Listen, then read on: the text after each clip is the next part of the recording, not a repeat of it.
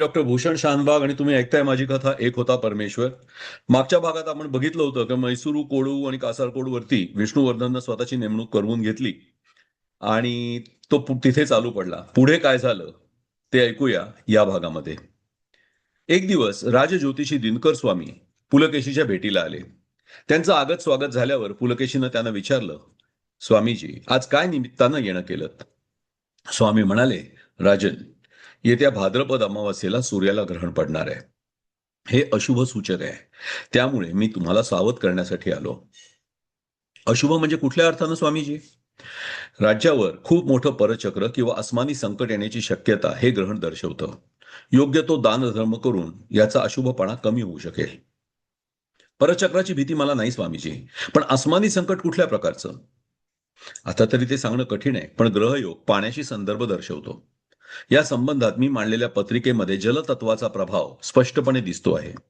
मेदिनीय ज्योतिषाचा माझा जो थोडाफार अभ्यास आहे, मी इतकंच सांगू शकतो की या संकटाचा पाण्याशी गाढ संबंध असू शकतो. त्यामुळे पाण्यातून येणारं परचक्र, अतिवृष्टी, चक्रीवादळ अशा प्रकारच्या घटना भविष्यात घडू शकतील. कदाचित दूषित पाण्यामुळे होणारी रोगराई सुद्धा असू शकेल, तेही नाकारता येणार नाही. अनिष्ट निवारणार्थ जर जलाशी संबंधित अशुभ घटना अपेक्षित असेल तर अशा वेळी एखाद्या पाण्याशी संबंध असलेल्या तीर्थक्षेत्री जाऊन राजानं दानधर्म करावा असं शास्त्र सांगतं. स्वामीजींच्या सांगण्यानुसार बदामीपासून जवळच असलेल्या सिद्धेश्वर इथे आपल्या दोन्ही मातांची तुला करून दानधर्म करायचं पुलकेशीनं ठरवलं. त्यानुसार आदेश दिले गेले. प्रचंड मोठे चांदीचे तराजू तयार केले गेले. ते तराजू सिद्धेश्वरला नेऊन बसवले गेले. पावसाळा नुकताच उलटलेला होता. सिद्धेश्वरच्या धबधब्याला खूप पाणी होतं. धबधब्याच्या पाण्यात पुलकेशीनं ग्रहण काळात स्नान केलं. स्नानानंतर त्यानंच तो मंदिरात आला. तिथे मंत्र म्हणत ब्राह्मण बसवले होते. त्यांच्या साक्षीनं वासंतिका आणि श्रुतिका या दोघींची आधी सोन्यानं, मग रुपयानं, मग तांब्यानं अशा प्रकारे 11 पदार्थांनी तुला केली गेली. आलेल्या याचकांना हे सर्व पदार्थ दान म्हणून वाटले गेले. काही बौद्ध श्रमण आणि जैन मुनी सुद्धा उपस्थित होते. त्यांना त्यांच्या गुंफा कोरण्यासाठी आणि मंदिरं बांधण्यासाठी खर्च चालवण्यासाठी गावं इनाम दिली गेली. मोठा दानधर्म केला. सर्वांना तृप्त करून समाधानी मनानं पुलकेशी परत आला. रिकामा झालेला खजिना आता पुन्हा भरण्याची गरज होती. तो भरायचा तर आजूबाजूच्या राज्यांवर हल्ला करणं अपरिहार्यच होतं. आता पुलकेशीची नजर परत बनवासीवर वळली. तिथे कदंब राजवटीनं परत पाय पसरायला सुरुवात केली होती. पुलकेशी स्वतः बनवासीवर चालून गेला, पण चालुक्यांच्या हल्ल्याला तोंड द्यायची ताकद खरं तर बनवासीमध्ये नव्हती. आधी कदंबांनी जोरदार विरोध करण्याचा आव तर आणला, पण चालुक्यांच्या सैन्याच्या एका धडकेतच त्यांचा विरोध मोडून पडला. कदंबांचा सेनापती धराधर मारला गेला. कदंबांचे आणखी 6 सरदारही धारातीर्थी पडले.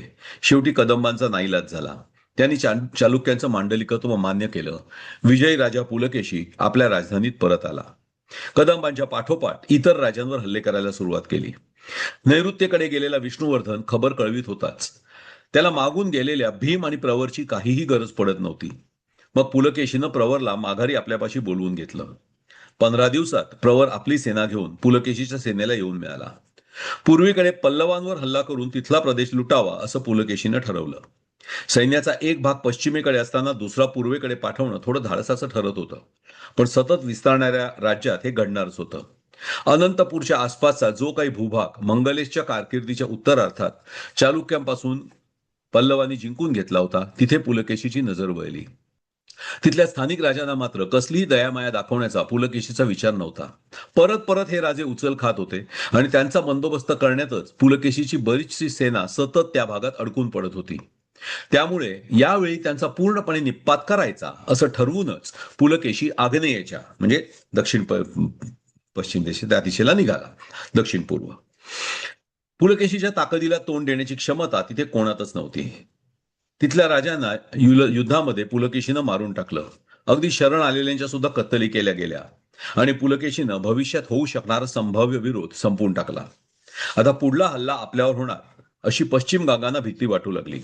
पुलकेशीच्या शक्तीचा मुकाबला आपण करू शकणार नाही याची त्यांना जाणीव होती. 4000 हत्ती, 10,000 घोडदळ आणि 10,000 पायदळ अशी प्रचंड शक्ती घेऊन पुलकेशी दक्षिणेत शिरला होता. गंगराज मुष्कारचं बळ यापुढे फारच तोकडं होतं. मुष्कारनं पुलकेशीच्या भेटीला आपला वकील पाठवला. गंगांचा वकील स्वतःहून आलेला कळल्यावर गंगांना आपल्याशी युद्ध टाळायचं आहे याची पुलकेशीला जाणीव झाली. पुलकेशीनं त्याची भेट घेतली. वकील येऊन प्रणाम करून मान झुकवून उभा राहिला. बोला, पुलकेशीनं सांगितलं. वकिलानं पुढं होऊन आणलेला नजराणा पुलकेशीच्या पायपुढ्यात ठेवला. माझे राजे, महाराज मुश्कार यांच्या वतीनं मी एक छोटीशी भेट घेऊन आलो आहे महाराज. महाराज मुश्कार हे चालुक्यांचे जुने नातेसंबंधी आहेत. आपली आत्या महाराज मुश्कार यांची पत्नी आहे. महाराज पुलकेशींनी हे नातं विसरू नये आणि आपल्या संबंधांना बाधा येऊ देऊ नये अशी विनंती महाराज मुश्कार यांनी केली आहे. वकील नम्रपणे म्हणाला. माझ्या आणि मंगलेश काकांच्या भांडणाचा फायदा घेऊन तुमच्या राजांनी आमचा प्रदेश काबीज केला, तेव्हा संबंधांना बाधा येत नव्हती का? पुलकेशीनं विचारलं. यात थोडा गैरसमज होतोय महाराज. इथल्या तक्रारी फिर्यादींचा निर्णय लागत नव्हता. जनतेची गैरसोय होऊ नये म्हणून आमच्या राजांना तिथे दखल द्यावी लागली. वकिलाचं उत्तर ऐकून पुलकेशी हसला. तुमच्या उत्तराला तुमचं तरी समाधान होतंय का वकील? जाऊ द्या.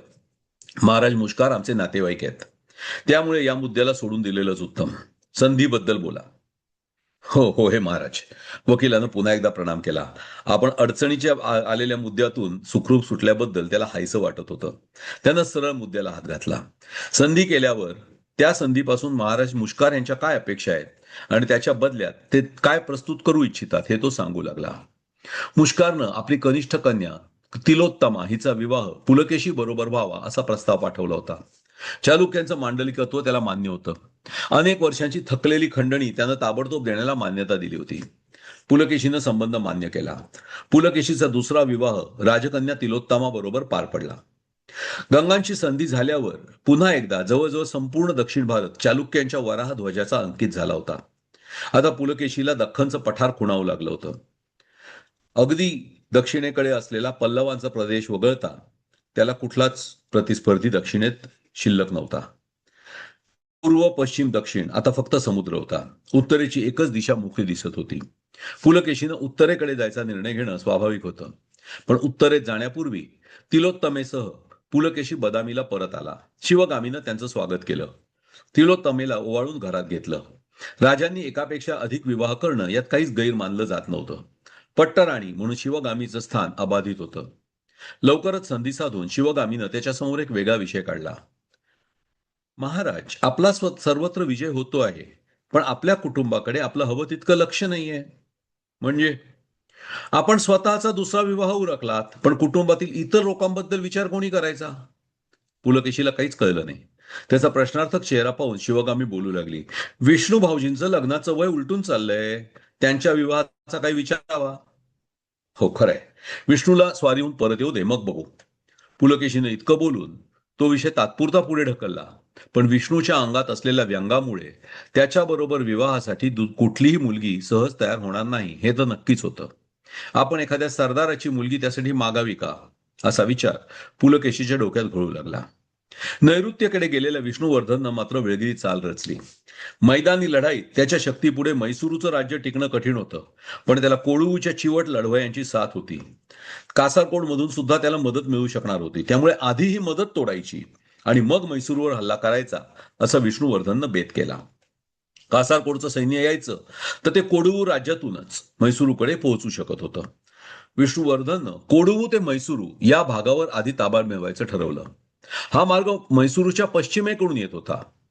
हा मार्ग जर बंद झाला तर म्हैसूरू आपोआप एकटं पडलं असतं. हे लक्षात घेऊन त्यानं म्हैसूरवर हल्ला केलाच नाही. तो स्वतः म्हैसूरच्या पूर्वेला श्रीरंगपट्टणपर्यंत गेला. तिथे छावणी करून त्यानं महारूपला तिथे ठेवलं. मग आपल्या सैन्याच्या 2 फळ्या केल्या. स्वतः आदिकरला बरोबर घेऊन तो दक्षिणेकडे वळला आणि प्रसाद आणि अर्दन या जोडगोळीला उत्तरेकडे पाठवलं. 3 आघाड्यांवर लक्ष ठेवताना म्हैसूरूची सेना विभागली जात होती. पण विष्णूच्या सैन्यानं कुठंही म्हैसूरूच्या सेनेची लढाईला तोंडच फोडलं नाही. अचानक उत्तर आणि दक्षिणेला पोहोचलेलं चालुक्यांचं सर्व सैन्य म्हैसूरच्या पश्चिम जाऊ लागलं आणि काय होतंय याची खबर म्हैसूरला लागण्यापूर्वीच कोडवू म्हैसूरू मार्गावर विष्णूनं जोरदार हल्ला केला आणि तो मार्ग बंद करून टाकला. यात विष्णूचं सैन्य कात्रीत पकडलं जाण्याची शक्यता होती. त्यामुळं पूर्वेकडे थांबलेल्या महारूपला म्हैसूरवर हल्ला करायला सुरू करण्याचे आदेश दिले गेले. पण शक्यतो म्हैसूरच्या राजा महाबूद याला जिवंत पकडण्याचे स्पष्ट आदेश त्यानं महारूपला दिले होते. म्हैसूरूला कोडवू किंवा कासारकोडची मदत मिळू नये हे विष्णू स्वतः पाहत होता. 4 दिवसातच म्हैसूरू पडलं. राजा महाबूदला कैद केलं गेलं. त्याच्याबरोबर युवराज श्रीनिवास सुद्धा कैद झाला. अनेक प्रयत्न करूनही कोडवू राजे म्हैसूरला मदत पोहोचवू शकले नाहीत. म्हैसूरच्या शरण आलेल्या सैन्याला निशस्त्र केलं गेलं. त्यांना दोरानं बांधून ठेवलं गेलं. यानंतर राजा महाबूध आणि युवराज श्रीनिवास या दोघांना दोरानं बांधून महारूप त्यांना विष्णुवर्धनच्या शिबिरात घेऊन आला. दोघांनी मनोमन आपल्या मृत्यूची तयारी केली होती.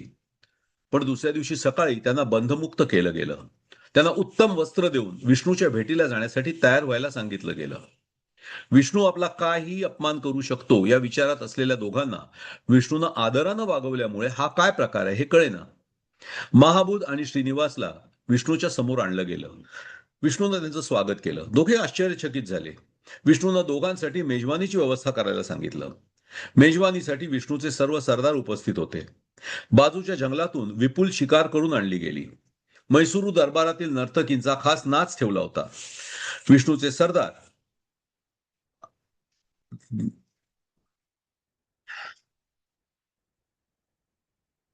थाटात मेजवानी पार पडली. मेजवानी संपल्यानंतर विष्णुवर्धनच्या डेऱ्यात विष्णुवर्धन बसला होता. समोर आसनावर म्हैसूरूचा राजा बसला होता. युवराज श्रीनिवास याला मात्र दुसरीकडे ठेवलं होतं. विष्णूचे सरदार त्यांच्या मागे हात बांधून उभे होते. मग विष्णूनं विषय काढला. राजे महाबूद, माझं तुमच्याकडे एक फार महत्वाचं काम आहे. त्यासाठी तुम्हाला इथे आणलं गेलं. महाबुधानं फक्त प्रश्नार्थक मुद्रेनं त्याच्याकडे पाहिलं. म्हैसूरू खूप जुनं राज्य आहे. त्याचा विनाश व्हावा अशी माझी इच्छा नाही. त्यामुळे शक्य होईल तितकी सुरक्षा मी म्हैसूरूला देऊ इच्छितो. मला कळलं नाही, महाबूद म्हणाला. आम्ही आमची सुरक्षा इतकी वर्ष करतच आलोय. हो, पण जोवर चालुक्यांची नजर तुमच्याकडे वळली नाही तोवरच तुमची सुरक्षा चालली. ती किती तोकडी होती हे आता दिसलंच आहे. पुरे 4 दिवस सुद्धा तुम्ही आपल्या नगराचं रक्षण करू शकला नाहीत. महाबूद काहीही न बोलता गप्प राहिला. विष्णुवर्धन बोलत होता, यात चुकीचं काहीच नव्हतं. तर राजे महाबूद, मी तुमच्या समोर 2 पर्याय ठेवतो. एक तर तुम्ही तुमच्या रक्षणासाठी चालुक्यांची संधी करू शकता, किंवा संधी न करून चालुक्य सेनेला म्हैसूरू लुटू देऊ शकता. कुठला पर्याय मान्य आहे तुम्हाला? महाबुधाचा नाईलाजच होता. संधी करायला तयार आहे मी. ठीक आहे, मग संधी करण्याच्या अटी तुम्ही मान्य करालच. आमच्या फक्त 3 अटी आहेत. पहिली अट, या स्वारीच्या खर्चापोटी तुम्ही 2 लक्ष सुवर्ण मुद्रा चालुक्यांना द्याव्यात. दुसरी अट, चालुक्यांचं अधिपत्य मान्य करून मांडलिकत्व पत्करावं. त्यासाठी दरवर्षी 50,000 सुवर्ण मुद्रांचा भरणा तुम्ही बदामीच्या राजकोषात करावा. आणि तिसरी अट, तुमची कन्या चारुलता चालुक्यांना देऊन आमच्याशी नातेसंबंध स्थापित करावा. महाबुधाकडे या अटी मान्य करण्यापलीकडे काही इलाजच नव्हता. नाईलाजानं त्यांनी मान्यता दिली. तरी आपली कन्या चालुक्यांची राणी होणार ही त्याच्यासाठी काही कमी गौरवाची बाब नव्हती. ठीक आहे, विष्णू म्हणाला. 3 अटींपैकी पहिली अट तुम्ही ताबडतोब पुरी करालच. ती आणि तिसरी अट पूर्ण केलीत की त्यानंतरच तुमच्या युवराजांची तुमच्याकडे रवानगी होईल. तोपर्यंत युवराज श्रीनिवास हे आमचे सन्माननीय अतिथी म्हणून राहतील. श्रीनिवासला आपण ओलीस ठेवून घेतो आहोत, हे विष्णूनं गोड शब्दात सांगितलं. राजा महाबुध सन्मानानं म्हैसूरूला पाठवला गेला. महाबुधानं माघारी जाऊन बातमी सांगितली. 2 लक्ष सुवर्ण मुद्रा आणि राजकन्या दोघांची तयारी सुरू झाली. 3 दिवसातच सुवर्ण मुद्रा आणि आपल्या लवायजमासह राजकन्या चारुलता यांना घेऊन राजा महाबुध विष्णूच्या शिबिरात दाखल झाला. मी आपल्याकडे आपली कन्या राजकन्या चारुलता हिच्याबद्दलही बोललो होतो. विवाहाबद्दल तुमच्याकडून काहीच कळलं नाही. विवाहाची तयारी पूर्ण झाली का? विष्णूनं विचारलं. मी आपल्या अटी मान्य केल्याच आहेत. महाराज पुलकेशी यांना मी माझी कन्या चारुलता द्यायला तयार आहे. मी तिला माझ्या बरोबरच घेऊन आलो आहे. विवाह इथे होणार की बदामीला, इतकं आपण सांगावं. विष्णुवर्धन हसला. तुम्हाला हे कोणी सांगितलं महाराज पुलकेशी यांच्याशी विवाहासाठी मी चारुलताचा हात मागितलाय म्हणून? चारुलताचा विवाह माझा होणार आहे आणि तो इथेच होणार आहे. या कुबड्याशी आपल्या कन्येचा विवाह करून द्यावा लागेल ही कल्पनाही राजाच्या मनात आली नव्हती. इतक्यात विष्णूच पुढे म्हणाला, मी फक्त तुमची कन्या चालुक्यांना देण्याबद्दल बोललो होतो. मी महाराजांचं नाव कधीच घेतलं नव्हतं. मला वाटलं होतं की, महाबुधानं बोलण्याचा प्रयत्न केला. विष्णूनं त्याचं वाक्य मध्येच तोडलं. तुम्हाला काय वाटलं याच्याशी मला काही देणं घेणं नाही. तुमच्या इच्छेनं तुमच्या मर्जीनं तुम्ही राजकुमारी चारुलताचा विवाह माझ्याशी करून दिलात तर उत्तम आहे. अन्यथा आता तुमची राजकन्या माझ्या छावणीत आहे. माझ्या सैनिकांना अनेक दिवसात स्त्री सुख लाभलेलं नाही. माझ्या एका आज्ञेनं ते स्वतःची तृप्ती करून घेऊ शकतील. माझ्या शिबिरातून राजकन्या चारुलता बाहेर पडेल ती माझी पत्नी म्हणून की शेकडो सैनिकांनी बलात्कार केलेली स्त्री म्हणून हे तुम्ही ठरवा. तुम्ही घ्याल तो निर्णय मला मान्य आहे. छद्मीपणे हसत विष्णूवर म्हणाला. दुसरा काही पर्यायच नव्हता. विष्णूचा चारुलतेबरोबर विवाह नक्की झाला. विष्णूनं विवाहाला उपस्थित राहण्याची निमंत्रण पत्र कोडू आणि कासरकोडच्या राजांना पाठवून दिली आणि वर त्यानं हे सुद्धा कळवलं की म्हैसूरूचा पाडाव करायला फक्त 4 दिवस लागले. त्यांना त्यांच्या राज्याची आणि कुटुंबियांची सुरक्षितता हवी असेल तर त्यांनी स्वतः विवाहाला उपस्थित राहावं. अन्यथा चालुक्यांच्या सैन्याला त्यांचा मुलूकही अवघड नाही. मात्र ही शेवटची संधी आहे. जर त्यांनी विवाहाला हजर राहून चालुक्यांशी मैत्री स्थापित केली तर त्यांचा गौरव केला जाईल आणि उपस्थित न राहून त्यांनी चालुक्यांशी वैर पत्करलं तर त्यांचा संपूर्णपणे निर्वंश होईपर्यंत चालुक्य थांबणार नाहीत. विष्णूचं दबाव तंत्र पूर्णपणे यशस्वी ठरलं. कोडवू आणि कासारकोडचे राजे भरभक्कम आहेर घेऊन विवाहाला हजर राहिले. नैऋत्येचं बंड पूर्णपणे मोडून काढलं. कुब्जा विष्णुवर्धननं आपल्या अडचणीवर मात करून विजय मिळवणारा अशा अर्थानं विषमसिद्धी स्वतःला पदवी म्हणून धारण केली. हा भाग इथेच थांबूया. ऐकत राहा एक होता परमेश्वर. भेटू पुढच्या भागात. धन्यवाद.